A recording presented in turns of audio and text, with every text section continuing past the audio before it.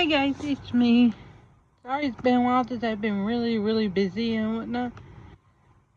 So, anyways, I'm back.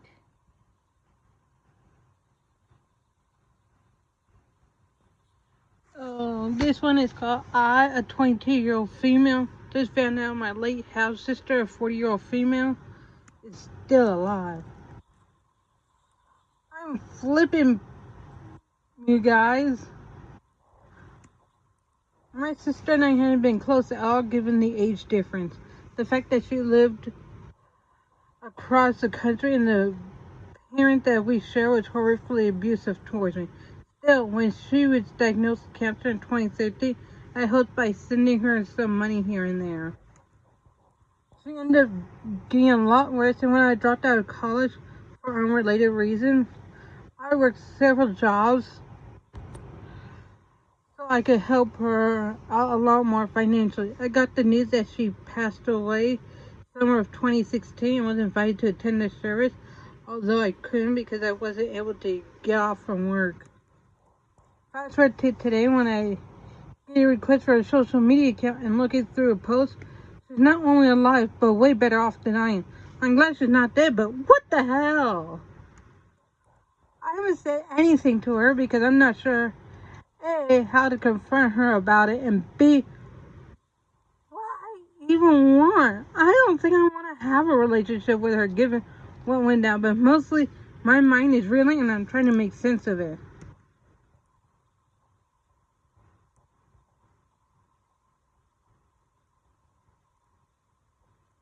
Update. 10 days later. My sister, who I was told passed after a battle with cancer, added me on social media. After going through her profile, it was clear that it definitely was her. It was definitely her. You guys encouraged me to talk to her to find out what happened. It took me a bit to come up with the will to do so, but I finally did. I sent her a very short but polite message saying that I was glad that she seemed to be doing well, but I was very confused because I had been told she died. Apparently, her father told her that I was a huge source of negativity and that it was unhealthy for her to have me in her life while she was going through the cancer. She told me she didn't believe that, but that he offered to pay for her treatments and such in full if she just cut contact with me forever. And they came to the conclusion together that it would be better for me if I thought she was just dead. She told me that she was reaching out now because he had given her permission as he felt I was in a better place now. I was pretty furious when I read that, especially since I had been helping her out financially and in pretty significant amounts. I know how stressful medical bills and how much of a relief it would be if someone offered to completely take care of me, but at the same time, I hate that relationship had a price tag. We grew pretty close, at least I thought so, even commiserating about how awful that man had made our lives, but he was able to just swoop in so easily and manipulate us again. I didn't know what to say at first, so I let myself cool down, talked about it with my partner, and then ultimately decided to let her know that I appreciate her telling me the truth, and that I'm glad she's well, but that I'd prefer if we didn't talk much going forward, as I was really hurt by what she did, and that I didn't want any avenue for our father to have any contact, much less control over my life. Wow.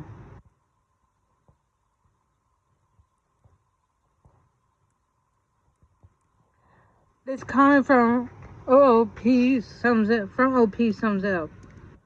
There are a lot of emotions I have to work through still. I feel hugely betrayed by this, especially because it was never a situation where she was faced with the decision of cut out your sister or die.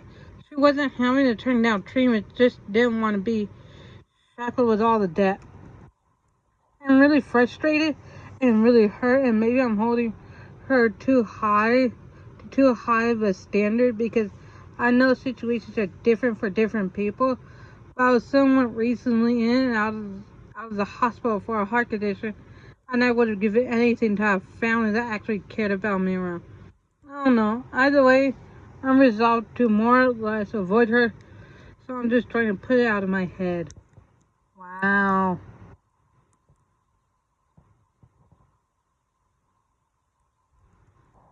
Wow. I hope she cuts both her sister and her father out of her life because she doesn't need them. No way.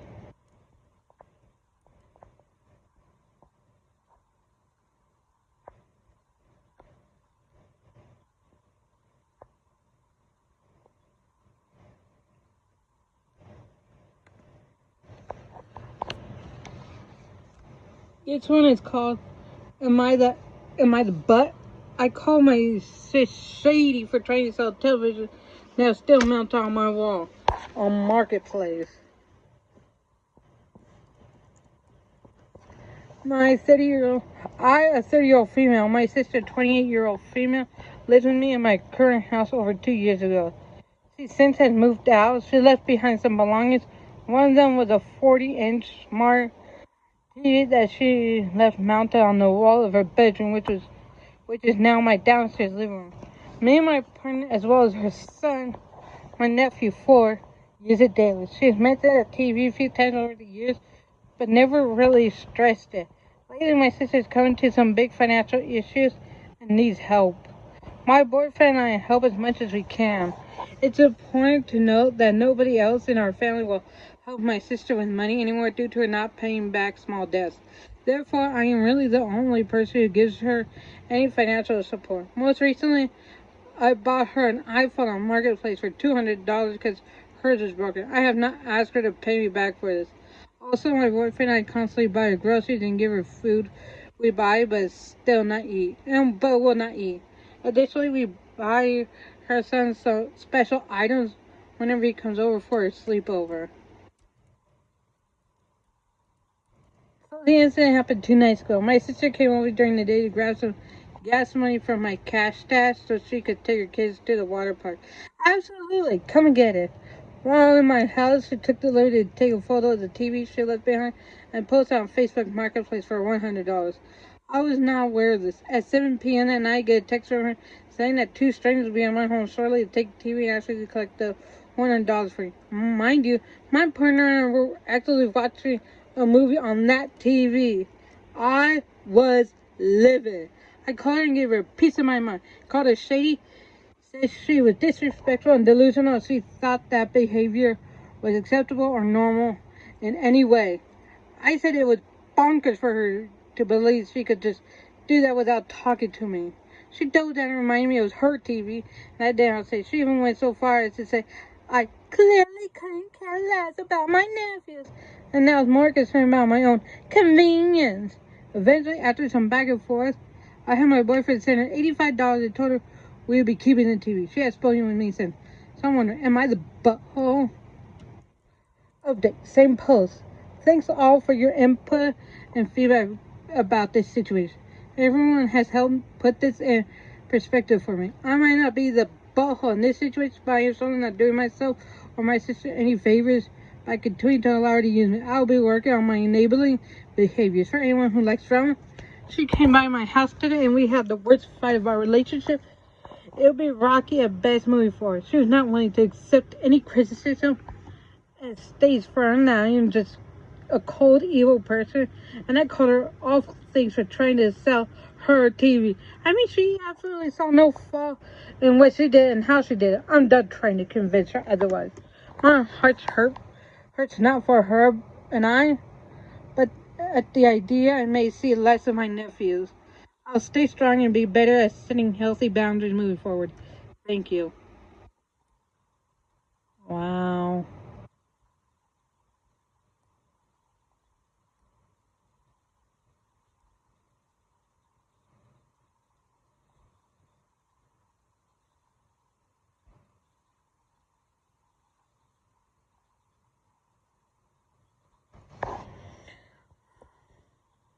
Wow.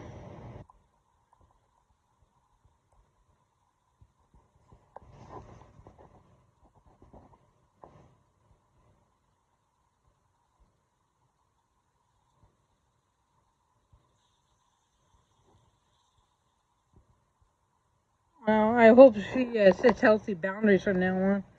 I'm gonna follow her.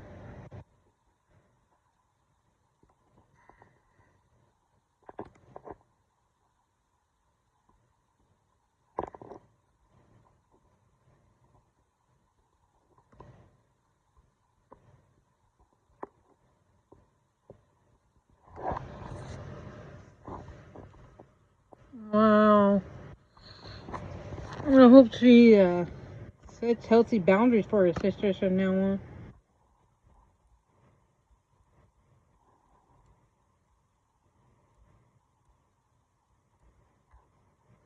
This one's called "We stalked our sister's husband, took photos of him and a client secretly, and accused her of cheating. Why are they sending us home?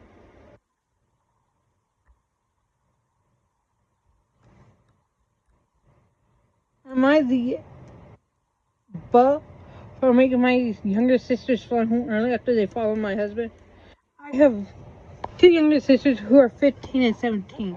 They came to visit my husband and I on what was supposed to be a 5-week trip. Unfortunately, it had to end early after they were caught following my husband while he was having dinner with a client.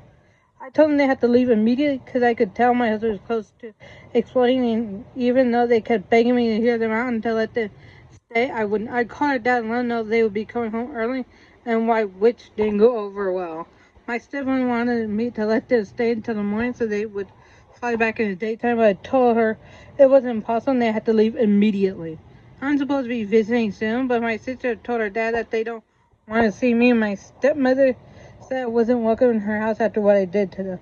The reason why my husband was so angry is because the client was the one who noticed it, taking pictures of them, and when he confronted them, they were rude to her and to him.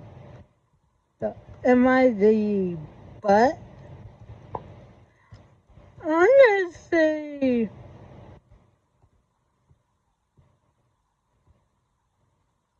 that the teenage girls are the butthole. Okay, not so much. Yeah, like Dark 54G said, I don't see it that way. I think the teenage girls vastly overstep some boundaries with potential income tax. Original poster was not the butthole, but the two sisters are. Yeah, yeah, he or she, they're right.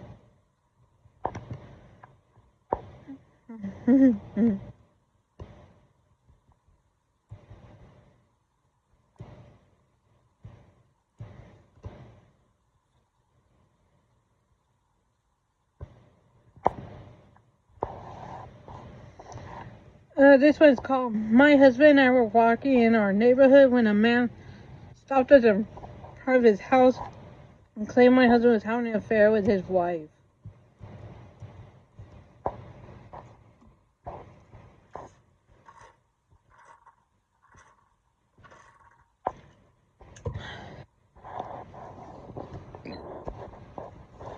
I, a 60-year-old, I, a 62-year-old female, my husband, a 59-year-old male, who we'll call Jay, have been together for 26 years, married for 25 and a half.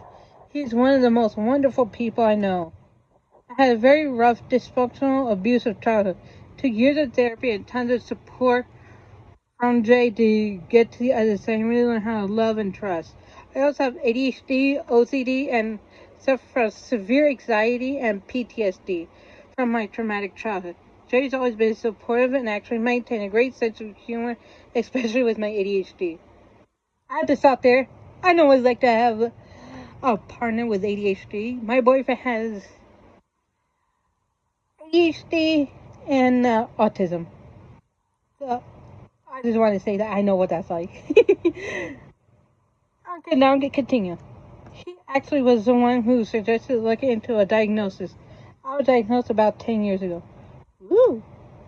I was diagnosed about, I was 18 years old and now I'm like 31. Uh, better late than never. I was diagnosed with autism when I was 18 years old. Now I'm like 31. I'm not really good at math, so you all can do the math because I'm not really good. Um, Especially not like that. But that, I need a calculator. Calculator. Anyway, continue. Let's continue. We met when my daughter is 34. T was 8 years old. I've been a single mom, so T and I are very close.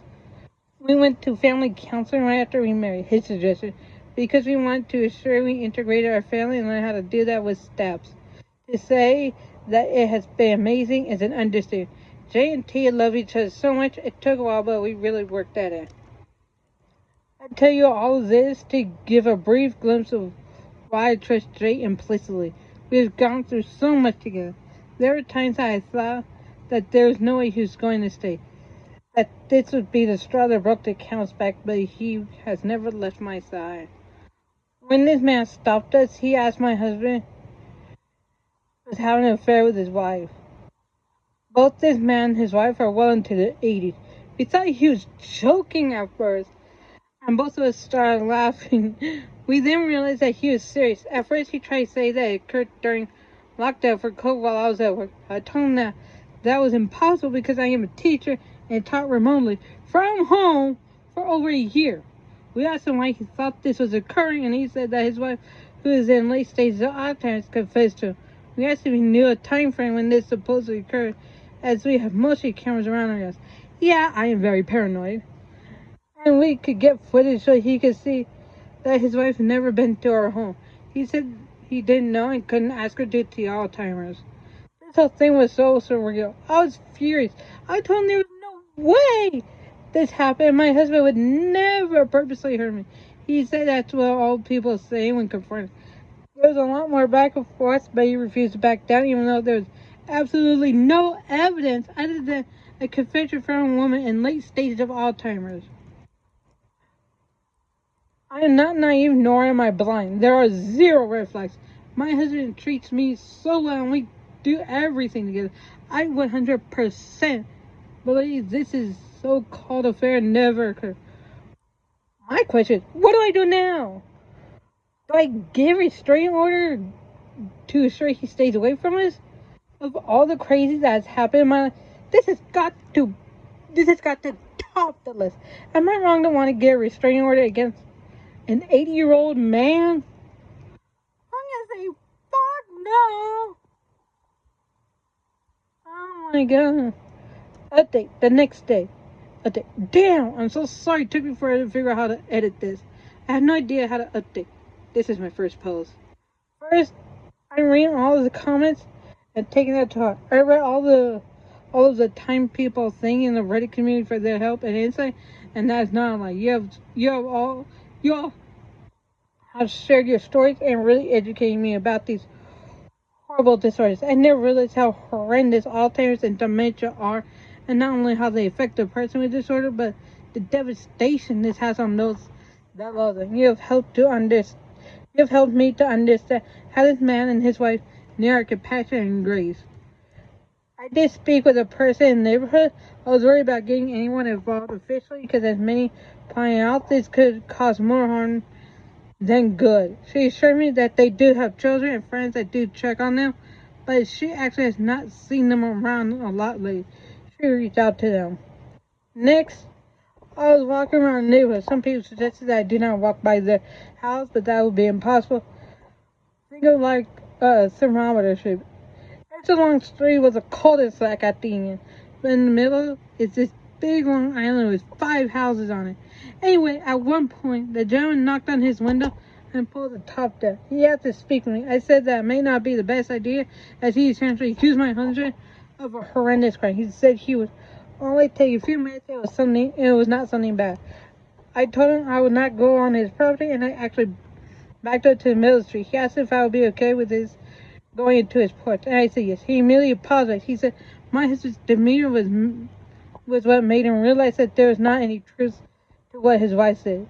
He said what many of you had told me about Alzheimer's, and he realized words what I told him could not have occurred. I told him that I was so happy that he realized this, because after I learned in the last 12 hours, it was breaking my heart that this may be the last memory he had of the person he spent almost his whole life with. He thanked me, so I am thanking only you that made me realize compassion and grace should be the way to go. We actually then had a nice conversation all together about 15-ish minutes. He asked me to apologize to my husband for it. I told him I went in and we said, see you later. He had a really big smile on his face. Again, I did not think that this would have ended this way with all of you, but even those of you that call me a Karen, that's okay. I used to teach at a behavioral school. I haven't called worse. Wow. Yeah, like coming in denial. I'm not gonna tell you how coming is spelled. You can imagine any way you want. But like the OP said, like this commenter said, coming in denial. Alzheimer's sucks. Turn your mind into a prison. It does. Oh my god.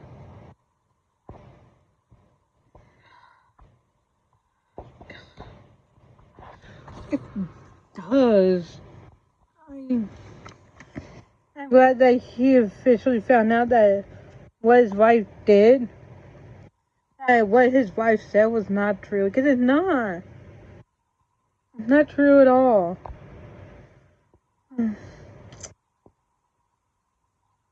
God, I feel bad for him. So comment down below what stories you want me to do, okay? What other stories you want me to do. So, comment, rate, and subscribe. Thank you. Bye.